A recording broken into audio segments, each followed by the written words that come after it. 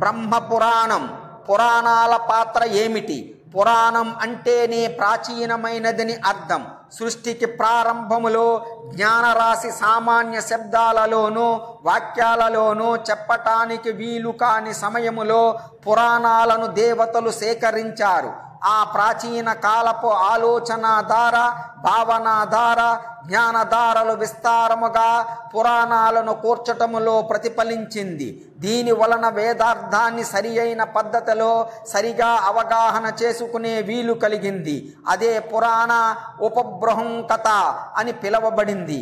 ఈ విధముగా భారతీయ సంస్కృతి సనాతన ధర్మాలలోని తులలేని రత్నాలు పురాణాలలో పొదగబడ్డాయి. వానిని సూక్ష్మముగా తులనాత్మకముగా పరిశీలించి అవగాహన చేసుకొనకపోతే వేదార్థం సరి అయిన పద్ధతిలో అవగాహన కాదు. ఈ విశ్వములో పరమాత్ముడు ఒక్కడే. అయితే ఆయా స్థలాలలో ఆయా పురాణ ఖండాలలో వివిధ దేవతల ఉపాసనను తెలిపిన కథలలో దేవతలు, ఋషులు, తపస్సులు, మునులు, విప్రులు, పర్వతాలు, సముద్రాలు, తీర్థాలు, వృక్షాలు, పశుపక్షాదులు అన్నీ ఆ విషయాన్ని ప్రతిపాదించేవిగానే పురాణాల్లో చెప్పబడ్డాయి. అన్నీ కూడా పరమాత్మని దివ్య చైతన్య స్ఫూర్తిని ఒకదానికి ఒకటి సహకారంగా వివరించేవే. ఈ విధముగా సమగ్ర జీవన విధానములో, సమగ్ర బ్రహ్మాండ విషయాలలో, భావనలో ఒకే ఒక పరమాత్మని సాక్షాత్కారం చేసుకునే విధానాన్నే పురాణాలు ప్రతిపాదించాయి. అందుకు అవసరమైనంత సమర్థవంతముగా రూపుదిద్దుకున్నాయి. ఈ విషయాలనే పురాణ విద్య అన్నారు. అది మహర్షులకు సర్వస్వంగా నిలిచింది. ఎన్ని రకాలైన దరిద్రాలకు భారతదేశం గురి అయినా ఆ నిదే తరతరాలుగా ఈ దేశ సాంస్కృతిక వైభవాన్ని నిలబెట్టింది. ఇదే చరిత్రలో పురాణాలు నిర్వహించిన పాత్ర. పురాణాలు జయము అనే పేరు. నారాయణం నమస్కృత్య నరం చైవ నరోత్తమం దేవీం సరస్వతీం వ్యాసం తతో జయముదీరయేతు అని మహాభారతము చెప్పుతున్నది. అందుచేత మహాభారతానికి జయం అనే పేరు ఉన్నట్లు తెలుస్తుంది. అలాగే పురాణాలకు కూడా జయము అనే పేరున్నది. అసలు పవిత్రమైన హిందూ గ్రంథాలకు జయమునే పేరు ఉన్నట్లు చూడండి. అష్టాదశ పురాణాని రామస్య చరిత్రం తథా కార్ష్ణం వేదం పంచమం యన్మహాభారతం విదుః తథైవ విష్ణుధర్మాచ శివధర్మాచ శాశ్వతాః జయేతి నామ తేషాం చ ప్రవదంతి మనీషిణః అని అష్టాదశ పురాణాలకు, రామాయణానికి, మహాభారతానికి విష్ణు పురాణం, శివధర్మ పురాణం, శారీరక సూత్ర భాష్యాలకు జయం అనే పేరు ఉన్నదని తెలుస్తున్నది. ధర్మార్థ కామ మోక్ష ప్రతిపాదకమై సంసార జయమునకు అనగా ఈ లోకమునందు విజయము పొందుటకు సాధకములైన గ్రంథాలను జయము అంటారని తెలుస్తున్నది. పురాణాల ఆవిర్భావం, పురాణాలు ఎలా ఆవిర్భవించాయి అనే విషయాన్ని గురించి ప్రాచీన వాజ్మయములో అనేక విషయాలు చెప్పబడ్డాయి. పురాణాల ఆవిర్భావములో రెండు ధారలు కనిపిస్తున్నాయి. ఒకటి వ్యాసునికి పూర్వపు సంప్రదాయం, రెండు వ్యాసోత్తర సంప్రదాయం. వ్యాసునికి ముంద పురాణం అనే పదానికి లోకములో బాగా ప్రచారములో ఉండి అవ్యవస్థితముగా ఎక్కడా అక్కడ చల్లా చెదురుగా ఉన్న లోక వృత్తాత్మకమైన విద్య అని మాత్రమే అర్థం. దీనికి ప్రమాణముగా ప్రాచీన గ్రంథాలలో పురాణము అని ఉన్నదే గాని పురాణ సంహిత అని లేకపోవటమే. అంటే దీని వలన ఏది గ్రంథంగా గాక విద్యా విశేషమనే దానిని భావించాలి. పురాణాల తత్వాన్ని గురించి స్కాంద పురాణములోని రేవా ఖండములోను, పద్మ పురాణం, సృష్టి ఖండం, మత్స్య పురాణములోను కల్పాంతరములో పురాణం ఒకటగానే ఉండేదని, అది త్రివర్ణాలైన ధర్మ అర్థ కామాలకు సాధనముగా ఉండేదని, అది చాలా పెద్దగా శతకోటి శ్లోక విస్తారముగా ఉండేదని, ఆ పురాణం దేవలోకములో ఉండేదని, కాలాంతరములో క్షీణ బుద్ధులైన మానవులు దానిని గ్రహించలేనందువలన శ్రీ మహావిష్ణువు మానవుల క్షేమం కోసం దానిని 4 లక్షల శ్లోకాలకు వ్యాసునుగా అవతరించి పరిమితం చేశాడని చెబుతున్నాయి. అందువలన మనుష్యలోకములో పురాణాలు 4 లక్షల శ్లోకాలకు పరిమితం అయ్యింది. ఆ 4 లక్షల శ్లోకాలనే 18 పురాణాలుగా వేదవ్యాసుడు చేశాడు. అవే ఈనాడు లభ్యం అవుతున్నాయని ఆ పురాణాలు ఘోషిస్తున్నాయి. కొందరు ఇది చతుర్లక్షాత్మకమైన ఒకే పురాణముగా ఉండేదని, దానినే బ్రహ్మాండ పురాణమని పిలిచేవారని, అదే 18 విభాగాలుగా చేయబడిందని తెలుపుతున్నాయి. ఏదైనా ఈ 18 పురాణాలను వేదవ్యాసుడు రచించాడని ఈ యుగములో భావించడం సరి అయినదే. ఒకానొక కాలములో ఒకటే పురాణం ఉండేదా?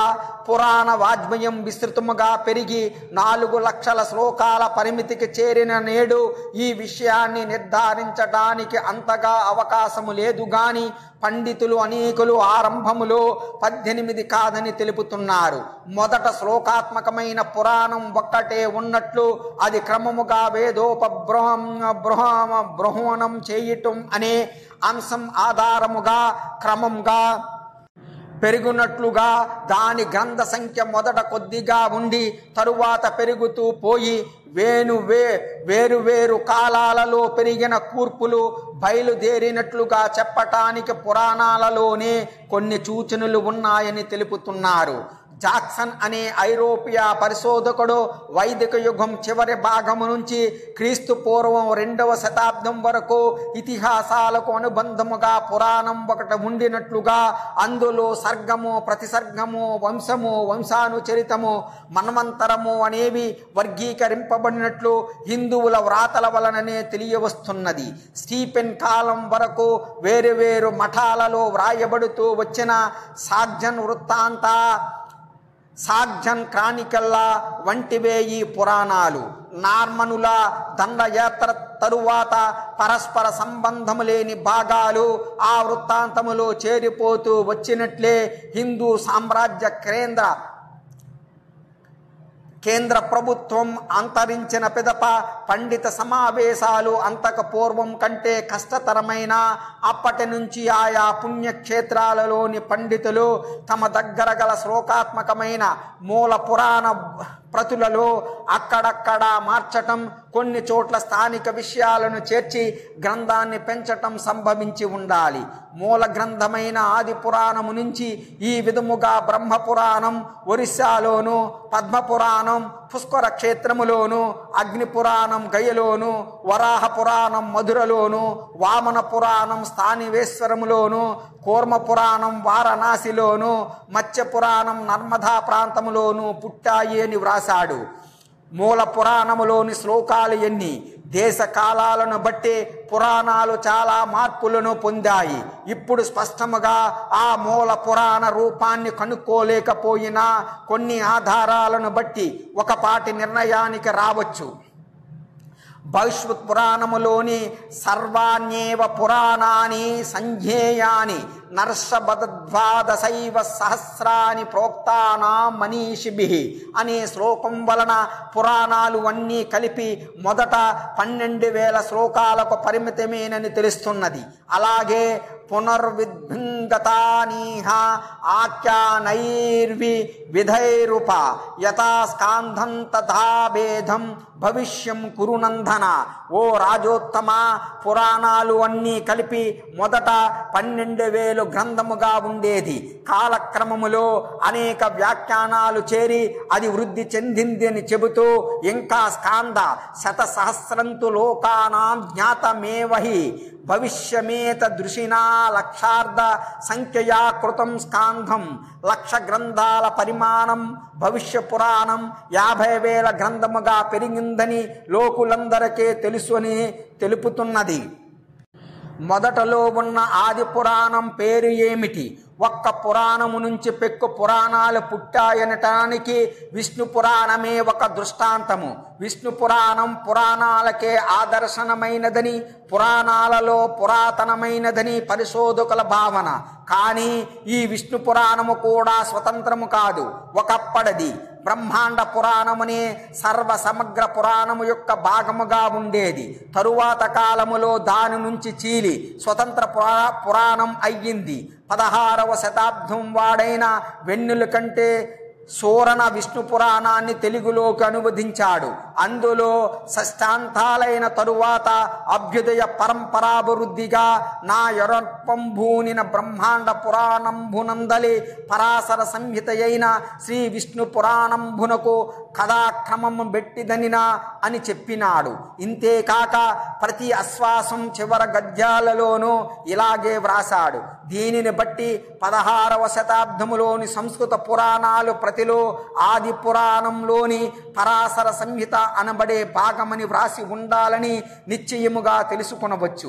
అయితే ఎందుకు ఈ విషయం ప్రస్తుత ముద్రిత సంస్కృత విష్ణు పురాణములో చెప్పబడలేదంటే, ఇది స్వతంత్ర పురాణము కాక ఒక మహాపురాణములోని భాగం అంటే దాని గౌరవం తగ్గిపోతుందనే భయం వలన కావచ్చును. ఇటీవల వారు సంస్కృత లిఖిత ప్రతులు వ్రాసుకునే సమయములో ఈ మాటను ఎత్తివేసి ఉండవచ్చు. అయితే కొన్నింటిలో మాత్రం పరాశర సంహిత అని ఉన్నది. అయితే 11వ శతాబ్దము నాటి ఆల్బెరూని అనే పండితుడు భారతదేశం వచ్చి మన గ్రంథాలను కొంత పరిశీలించటం జరిగింది. ఆయన ఇచ్చిన పురాణాల పట్టికలో విష్ణు పురాణం, బ్రహ్మాండ పురాణాలు వేర్వేరుగా పేర్కొనబడ్డాయి. అందువలన 11వ శతాబ్దానికి ముందే బ్రహ్మాండ పురాణము నుంచి విష్ణు పురాణం విడిపోయిందన్నమాట. భారతదేశములో వైష్ణవ మతం బాగా ప్రచారములోకి వచ్చిన తరువాత విష్ణు పురాణం బ్రహ్మాండ పురాణ భాగమని పేర్కొనడం ఆగిపోయి ఉండవచ్చు. మొత్తం మీద మొదట బ్రహ్మాండమనే పురాణం ఒకటే ఉండేదని, అది అనేక సంహితలుగా ఉండేదని, విష్ణు పురాణం ఆ సంహితలలో ఒకటని చెప్పవచ్చు. ఇక వాయు పురాణాన్ని పరిశీలించగా అందరు పండితులు వాయు పురాణాన్ని ప్రాచీన పురాణముగా అంగీకరిస్తున్నారు. ఇది హర్ష చరిత్రంలోనూ భానుని కాదంబరిలోనూ పేర్కొనబడింది. ప్రస్తుతం బ్రహ్మాండ పురాణముగా ముద్రితం అయిన గ్రంథములో దాదాపు 2 వంతులు అంటే పరశురామ సర్గ వృత్తాంతము, లలితోపాఖ్యానము తప్ప మిగిలిన భాగం 78 అధ్యాయాలు శ్లోకాలతో సహా మారకుండా వాయుపురాణములో యథాశ్లోకముగా ఉన్నాయి. కాబట్టి వాయుపురాణం అసలు వాయుపురాణం కాదని గయా క్షేత్ర మహత్యం కూడా కలిసి ఉన్న బ్రహ్మాండ పురాణములోని ఒక భాగమని భావించవచ్చు. అనగా బ్రహ్మాండ పురాణములోని వాయు సంహితను వాయు పురాణముగా పరివర్తితం చేసి ఉండవచ్చని భావించటములో ఎలాంటి అసంగతము ఉండదు. ఇందుకు బలముగా నారద పురాణములోని ఒక కథలో దీనికి సూచన ఉన్నది. అందులో 4 పాదాలతోనూ బ్రహ్మాండ పురాణాన్ని వర్ణించి ఉన్నాను. ఇది 18వది, అనుపమానమైనది, సారాతీతమైనది. బ్రహ్మాండ పురాణము నుండి పారాశర్య మహాముని దీనినే అందరికీ 18 విధాలుగా చెప్పి ఉన్నాడు. ఆ మహాముని నా వలన పురాణాలను విని మననము చేసుకుని ధర్మశీలురును దీనానుగ్రహకరకులైన మునులకు తెలియచెప్పి వానిని లోకమున వ్యాపింపచేసెను. దీనిని బట్టి బ్రహ్మాండ పురాణమే అన్ని పురాణాలకు మూలాధారమని ఒక పురాణ గాథ ఉన్నట్లు తెలుస్తున్నది కదా. ఇంకొక ఆధారం మన భారతీయ హిందువులు క్రీస్తు శకం 5వ శతాబ్దానికంటే ముందే బలిద్వీపానికి వలసపోయారు. వెళ్ళేటప్పుడు వారు తమతో తమ గ్రంథాలను కూడా కొన్నింటిని తీసుకుని వెళ్ళారు. అవి ఆ దేశ భాషయని కవి భాషలోకి అనువదించబడ్డాయి. ఆ గ్రంథాలలో సంస్కృత మూలాలతో సహా ఋగ్వజు, సామ, అథర్వ వేదాలు, రామాయణ, మహాభారతములు కూడా ఉన్నాయి. పురాణాలలో ఆ బలిద్వీపవాసులు ఒక్క బ్రహ్మాండాన్ని గాని మిగిలిన వాటి పేర్లను కూడా ఎరుగరు. అంటే మిగిలిన వాటి పేర్లను కూడా తెలియనంతగా ఉన్నారంటే ఆనాటికి ఒక్క పురాణమే ఉండేదని భావించవచ్చు కదా. పైగా బలిద్వీపములో ఒక తెగ శైవులు ఉన్నారు. వారు బ్రహ్మాండ పురాణాన్నే తమ పురాణముగా అంగీకరిస్తారు. అందువలన హిందువులు వలసపోయినప్పుడు ఒకటే పురాణం ఉండేదని భావించవచ్చు. అలాగే నేటి బ్రహ్మ పురాణములో చాలా భాగాలు మక్కి విష్ణు పురాణములోని భాగాలే. భాగవతములోని కథలు అన్నీ విష్ణు పురాణాన్ని అనుసరించి వ్రాయబడినవే. అలాగే అనేక పురాణాలలో ఉన్న శ్రాద్ధ కల్ప విషయాలు దాదాపు ఏకరీతిగా ఉన్నాయి. అందువలన మొత్తం మీద క్రీస్తు శకం 3-4 శతాబ్దాల వరకు పురాణం అనే పేరుతో ఒకే గ్రంథం ఉండేదని, దానికే అప్పుడు కానీ అటు తరువాత కానీ బ్రహ్మాండ పురాణం అనే పేరుండేదని, దానిలో 12,000 శ్లోకాల కంటే ఎక్కువగా ఉండేవి కావని, ఆ పురాణములోని భాగాలు క్రమముగా దాని నుంచే వేరుపడి ప్రత్యేక పురాణాలు అయినాయని, ఈ విధముగా తరిగిపోవటం వలన మూల పురాణం క్రమముగా సన్నగిల్లి కేవలం పేరుకు మాత్రం మిగిలిందని, మూల పురాణ భాగాలన్నింటిలోకి గొప్పవి, మొట్టమొదట చీలిపోయినవి విష్ణు వాయు పురాణాలు కావచ్చని, కొంతకాలం వరకు ఏ భాగాలు ఏ మూల గ్రంథ భాగాలలో తెలుపబడుతూ ఉండేవని, కానీ క్రమముగా మతము మీది అభిమానము ఎక్కువైన కొద్దీ గౌరవభంగం అని తలచి కావచ్చు మూల గ్రంథపు పేరును జాడ విడిచి స్వతంత్రాలైన ప్రత్యేక పురాణాలుగా వాటిని ప్రకటించటం మొదలైందని నిర్ణయించవచ్చు. పురాణం లౌకిక శాస్త్రం. ఇది వేదము కంటే భిన్నమైనది, కానీ వేదానికి అనుకూలమైనట్టిది. ఇదే వేదోపబృహణం. ఇది ఎప్పుడూ స్థిర రూపాన్ని కలిగి ఉండదు. ఇది కాలాన్ని అనుసరించి పరివర్తనశీలకమైనట్టిది. కాల ప్రభావము చేత మార్పులను పొందుతుంటోంది. అందుకే తంత్రవార్తికమనే గ్రంథం వేదం అకృత్రిమమైనదని, పురాణం కృత్రిమమైనదని చెబుతున్నది. అందుకే నిరుక్తం పురాపి నవం భవతి, పాతది అయినా కొత్తగానే ఉంటుందని చెప్పింది. అంటే కాలాంతరం ఉత్పన్నమయ్యే మార్పులను పురాణం తనలో లీనం చేసుకుంటుందని దీని భావం.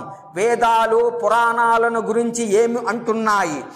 వైదిక కాలము నుంచి నేటి వరకు వేదాలకు పురాణాలకు గల సంబంధం రకరకాలుగా వ్యక్తపరచబడింది. వేద పురాణాలు రెండు ఒక రకముగా అవినాభావ సంబంధం గలవే. భారతీయ తత్వ ప్రకారం వేదాలు అపౌరుషేయాలు, అంటే మానవులు ఎవరూ వాటిని వ్రాయలేదు, భగవంతుడు వాటిని రచించలేదు, అవి నిత్యాలు, అనాథులు అని భారతీయుల విశ్వాసం. ప్రాచీనులు శబ్దాన్ని, ధ్వనిని వేరువేరుగా భావించారు. వేదధ్వని నిత్యం, అంటే ఉచ్చరించడం చేతనే అది వినబడుతుందని, కానీ వేద శబ్దం నిత్యమని, ఉచ్చరించకపోయినా అది నిలిచే ఉంటుందని వారి విశ్వాసం. ప్రళయకాలములో వేద శబ్ద రాశి అంతా భగవంతునిలో నిక్షిప్తం చేయబడుతోంది. సృష్టి జరిగే సమయములో పరమేశ్వరుని ద్వారానే వేద పురాణాలు వెలుపడ్డాయి. వేదాలలోని గూఢమైన అర్థాలను తపస్సు ద్వారానే అవగాహన చేసుకునే వీలుంటోంది.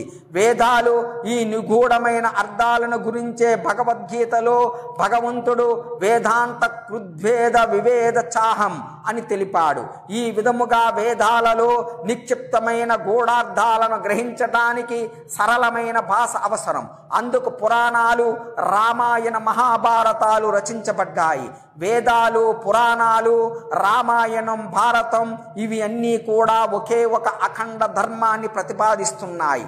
ఈ విధముగా వేదాలలో భాగమైన ఉపనిషత్తులలోని నిగూఢతత్వం పురాణాలలో విపులముగా విశదంగా చెప్పబడింది. నారద పురాణం వేదాల కంటే పురాణాలకు ఉన్నత స్థానాన్ని కల్పిస్తున్నది.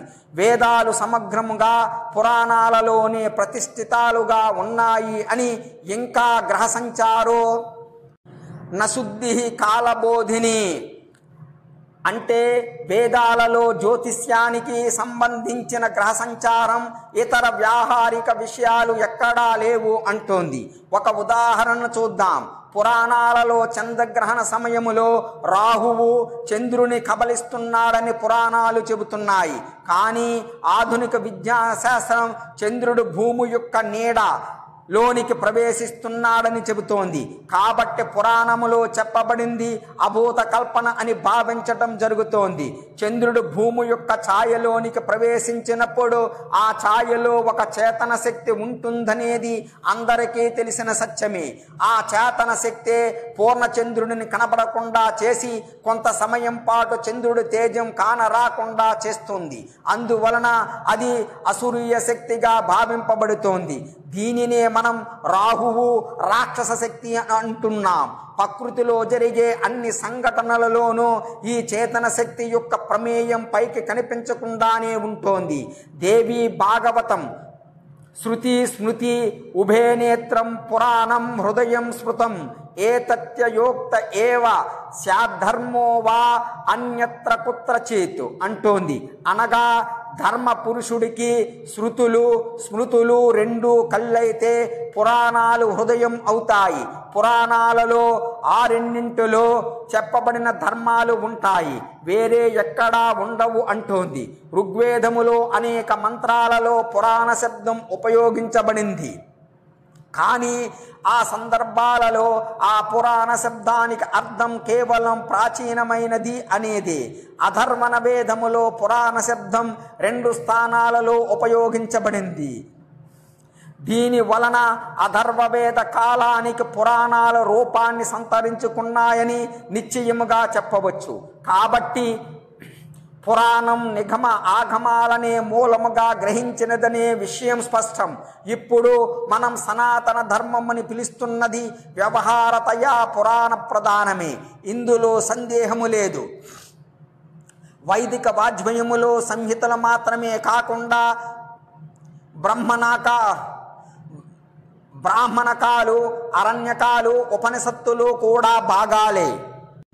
వీటిలో పురాణాలను స్పష్టముగా విపులముగా పేర్కొనటం జరిగింది. శతపథ బ్రాహ్మణం అనేది యజుర్వేదములోని ఒక భాగం. అందులో పురాణము యొక్క పుట్టికే విశేషమైన గాథగా చెప్పబడింది. అయితే అధర్వణ వేదములోని గోపద బ్రాహ్మణములో పురాణము ఇతిహాసములను వేరువేరుగా పేర్కొని ఆ రెండింటి విభిన్నతను తెలుపుతున్నది. అరణ్యకాలు, ఉపనిషత్తులు బ్రాహ్మణక సాహిత్యం యొక్క అంతిమ స్వరూపాలు, బ్రాహ్మణక గ్రంథాలు పరివర్ధిత రూపాలుగా అరణ్యకాలు, ఉపనిషత్తులు విలసిల్లుతున్నాయి. వీటిల్లో పురాణ ప్రసక్తి అనేక మార్లు కనిపిస్తున్నది.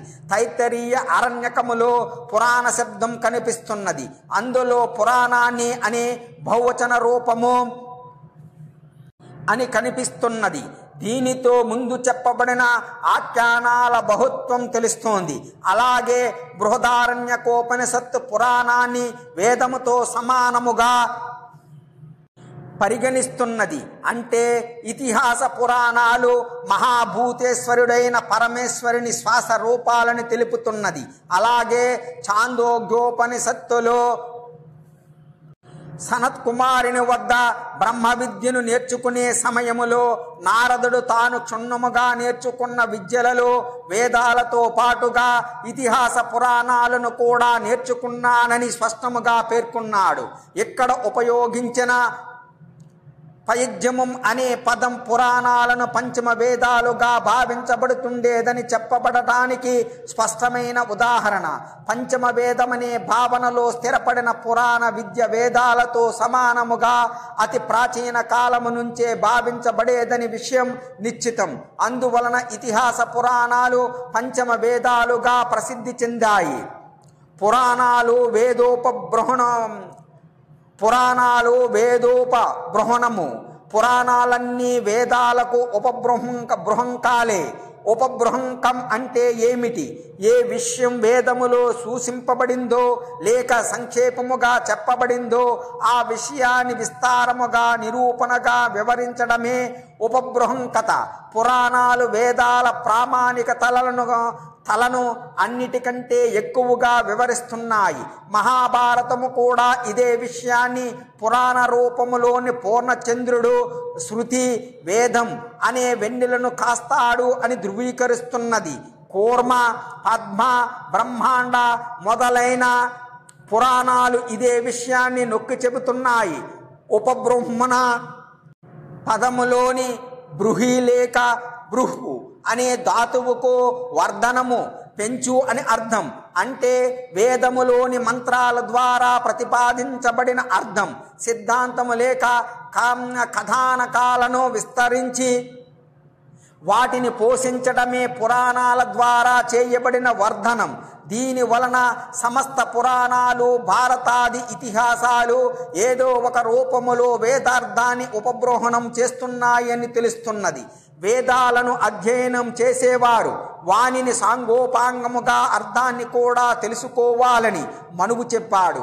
వాయుపురాణం 4 వేదాలను, వాని అంగాలైన 6 శాస్త్రాలను, ఉపనిషత్తులను అధ్యయనం చేసిన వ్యక్తి అయినా పురాణాలను కూడా అతడు క్షుణ్ణముగా అధ్యయనం చేస్తేనే విచక్షణుడు కాగలడు. కానీ లేకపోతే ఆ వేదాధ్యయనం విచక్షణారహితం అవుతుందని ఘోషిస్తున్నది. ఉదాహరణకు ఉపనిషత్తులలో ఒకే బ్రహ్మ చేసిన ఆకాశం యొక్క సృష్టిని గురించి కేవలం అతి సంక్షేపముగా సంకేతముగా మాత్రం ఉన్నది. ఇదే విషయం అగ్ని, నీరుల సృష్టి విషయములో కూడా ఇలాగే సూచనగా ఉండగా పురాణాలలో దీనిని విస్తరించి ఈ తత్వాల ఉత్పత్తి, నాశనముల వివరణ వాయు, బ్రహ్మ, బ్రహ్మాండ, కూర్మ పురాణాలలో సంపూర్తిగా ఇవ్వబడింది. ఐతరేయ బ్రాహ్మణములోను కఠోపనిషత్తులోనూ చెప్పబడిన హరిశ్చంద్ర సచికేత కథలు, బ్రహ్మపురాణం, భారత సభా పర్వములలో పర్యాప్త విస్తారముగా వివరించటం జరిగింది. ఋగ్వేదములోని రుచవృత్తాంతం, పురూరవ, ఊర్వశీ వృత్తాంతాలు, విష్ణు పురాణం విపులముగా చెప్పబడ్డాయి. పురాణాలలో వేదార్థ ఉపబృహణం 4 రకాలుగా జరిగింది. 1 వైదిక మంత్రాలలోని విశిష్ట పదాలకు అర్థాలు వివరించటం. 2 వైదిక మంత్రాలను వ్యాఖ్యానించటం. 3 వైదిక ఆఖ్యానాల కథలను విస్తరించటం. 4 వైదిక ప్రతీకలను వ్యాఖ్యానించటం. ఈ విధముగా పురాణాలు వేదార్థాన్ని అనేక విధాలుగా ఉపబృహణం చేయటం జరుగుతున్నది. అందుకే గోస్వామి అనే పండితుడు పురాణ పదానికి పురాణం అని ఉత్పత్తిని చెప్పటం చాలా సమంజసముగా ఉన్నది. వేదార్థాన్ని పూర్తి చేసేదే పురాణమని దీని అర్థం. వ్యాస పరంపర. కృష్ణ ద్వైపాయనుడనే వ్యాస భగవానుడు పురాణ సంహితను కూర్చి పురాణాలను సువ్యవస్థిత రూపములో ప్రతిష్ఠింప చేయటములో పురాణ వికాసములో కొత్త యుగం ప్రారంభం అయ్యింది. పురాణాలలో చెప్పబడిన విషయాల ప్రకారం వ్యాసుడు విష్ణువు యొక్క అపరాంశ సంభూతుడు కాబట్టి ఆయనకు కృష్ణ ద్వైపాయనుడనే పేరు కూడా ఉన్నది. అయితే వాయుపురాణం వ్యాసుడిని బ్రహ్మ అవతారమని చెబుతుంటే కూర్మ పురాణం శివుని అవతారమని ప్రకటిస్తున్నది. ద్వైపాయనుడనే పేరు ఆయన యమునా నది యొక్క ఒక సైకత ద్వీపములో పుట్టునందువలన ఏర్పడింది. కృష్ణుడు అనే పేరు ఆయన శరీర వర్ణం నల్లగా ఉన్నందువలన ఏర్పడింది. ఆయన తల్లి సత్యవతి, తండ్రి పరాశర మహాముని. ఆయన వేదాలను 4 భాగాలుగా విభజించి వాటికి ఒక సువ్యస్థను ఏర్పాటు చేసినవాడు. అందుకే ఆయనకు వేదవ్యాసుడని పేరు వచ్చింది. వేదవ్యాసుడు 4 వేదాలను పైల, వైశంపాయన, జైమిని, సుమంతులనే 4 శిష్యులకు బోధించాడు.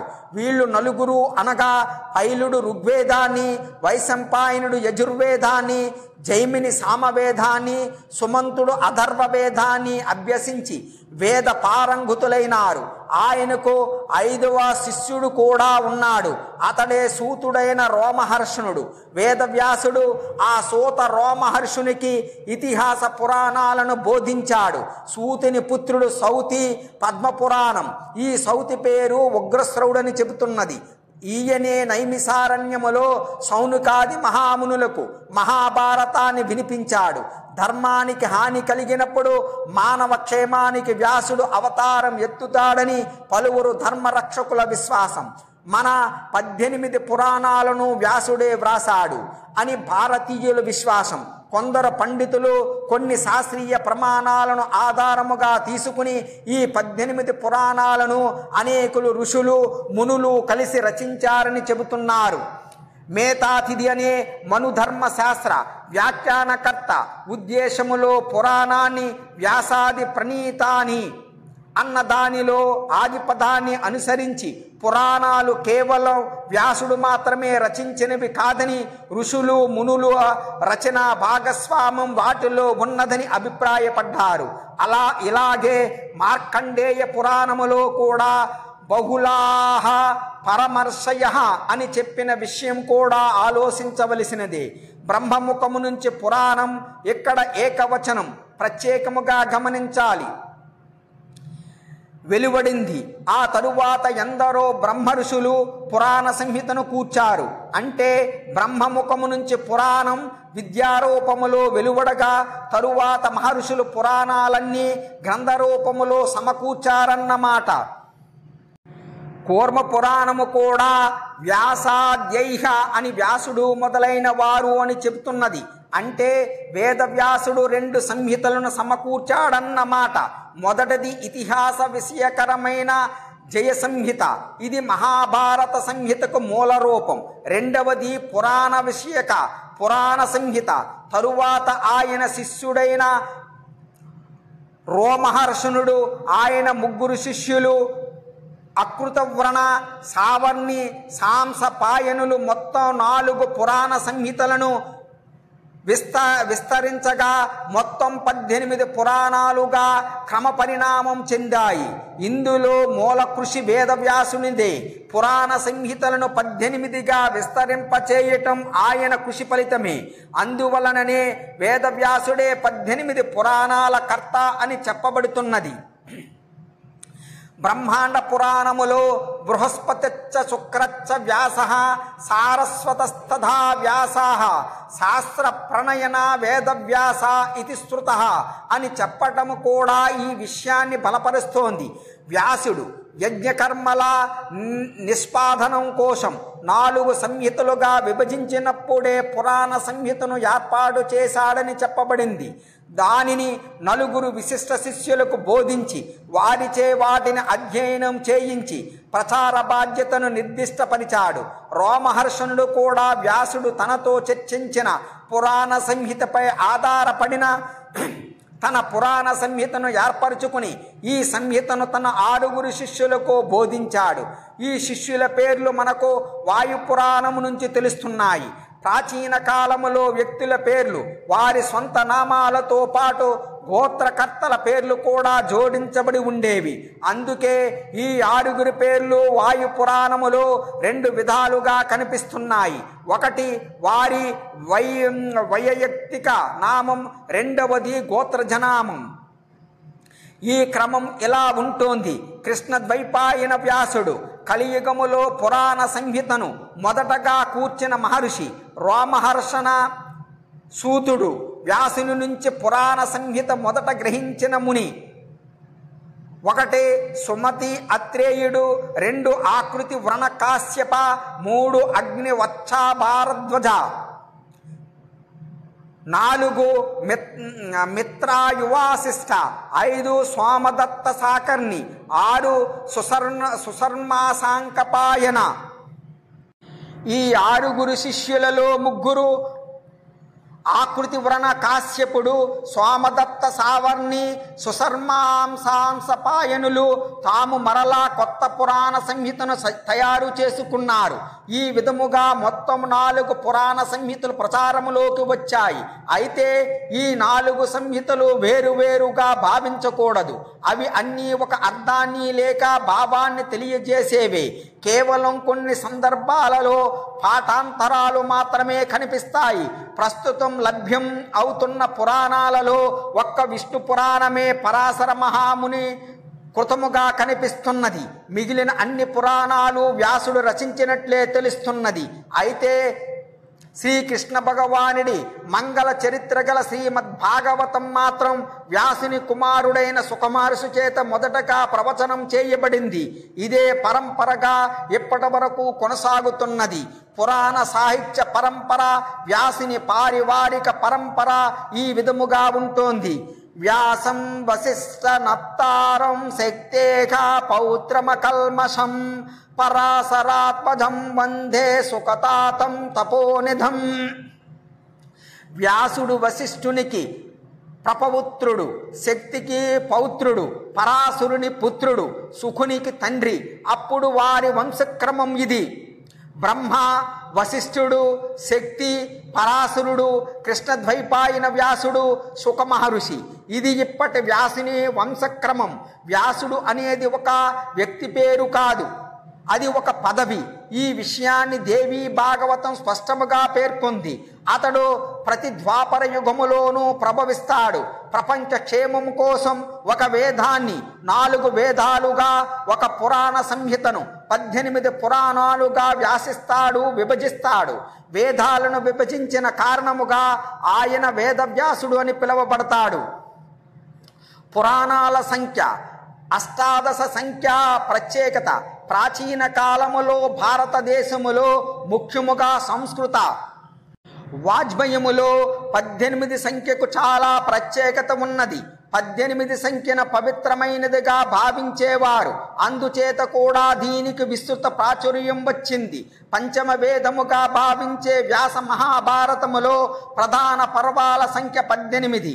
అందులో శ్రీకృష్ణ పరమాత్ముడు ప్రవశించిన భగవద్గీతలో అధ్యాయాల సంఖ్య 18.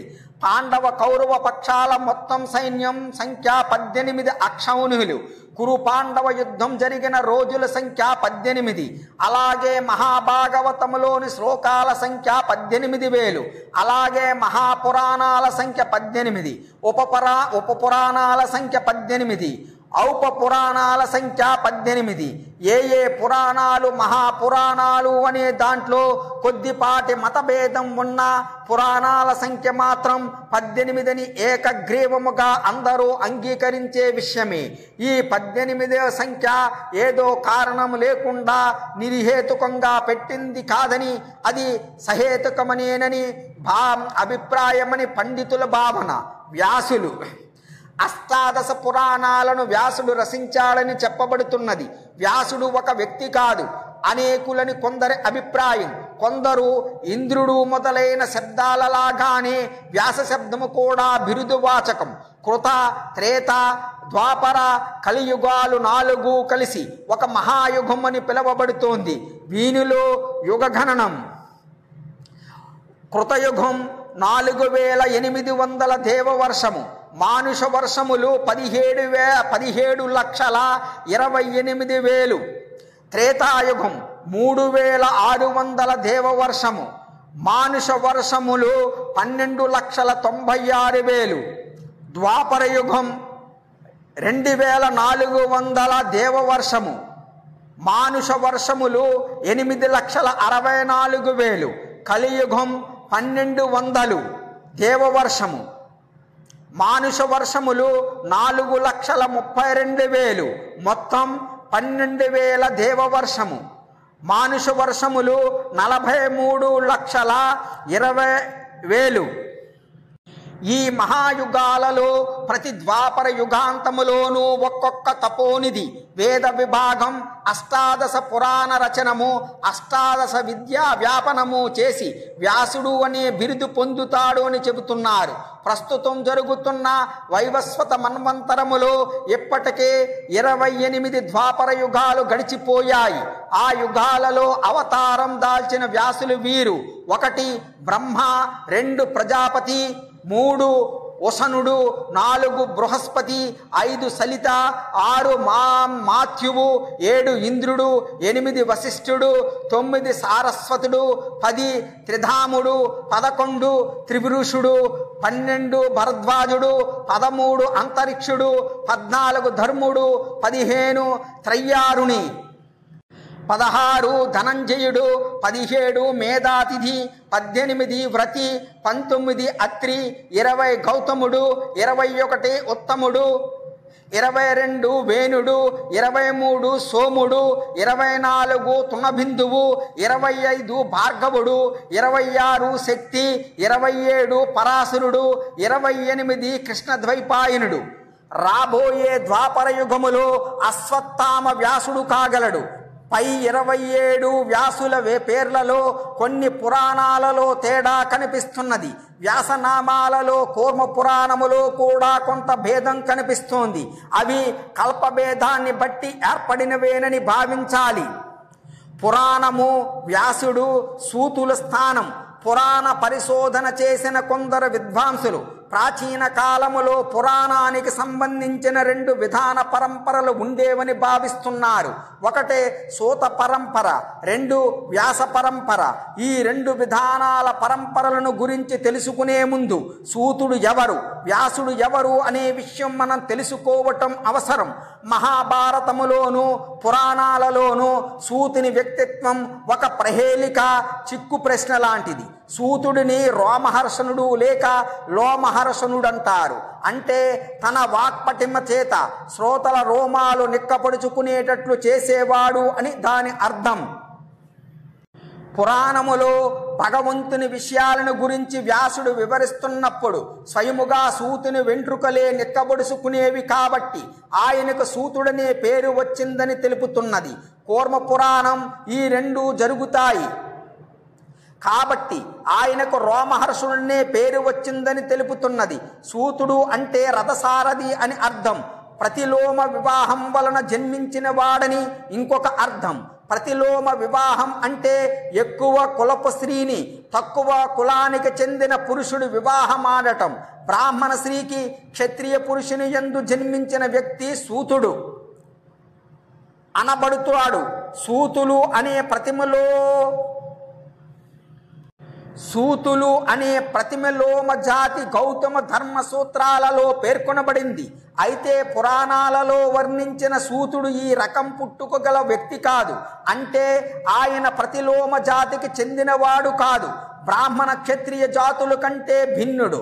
పౌరాణిక సూతుడు గొప్ప లేక తక్కువ స్థాయికి చెందిన మునిగా కనిపిస్తున్నాడు. అతడు అర్ధ దైవీ శక్తి గల వ్యక్తిగా గౌరవింపబడతాడు. వాయు, బ్రహ్మాండ, విష్ణు పురాణాలు పితామహుడు బ్రహ్మ చేస్తున్న యజ్ఞములో సోమరసాన్ని తీసే రోజున విశ్వంసతో సూతుడు అవతరించాడని చెబుతున్నాయి. కూర్మ పురాణం కూడా ఈ విషయాన్ని ధృవీకరిస్తున్నది. సూతులు 2 రకాల వారు ఉన్నారు. ఒకరు శంకర జాతి వారు, 2వ రకం పురాణ ప్రవక్తులు. పురాణ ప్రవక్తులైన సూతులు బ్రాహ్మణ జాతికి చెందినవారు.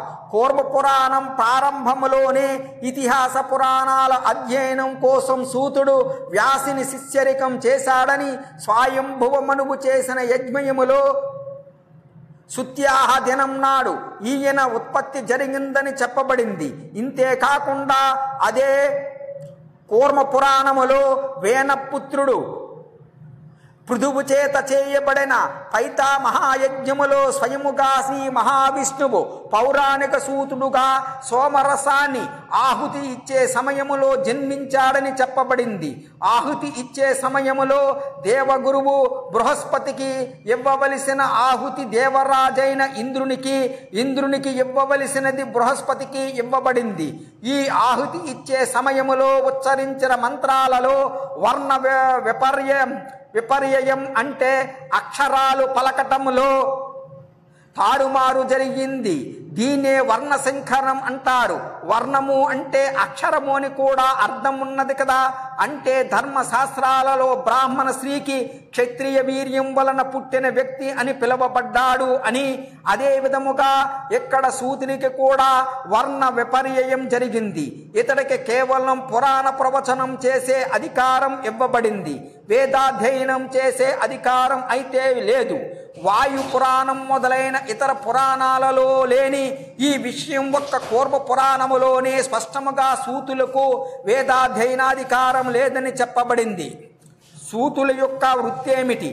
దేవతలు, మునులు, రాజుల వంశాల మీద దృష్టి నిలిపి వారిని సచేతనులుగా ఉంచటం అంటే సత్కార్యాలయడ ధర్మం పట్ల ప్రజలకు అనురక్తులను చేసి సమాజాన్ని చైతన్యశీలముగా ఉంచటం సూతులకు వృత్తి అని చెప్పబడుతున్నది.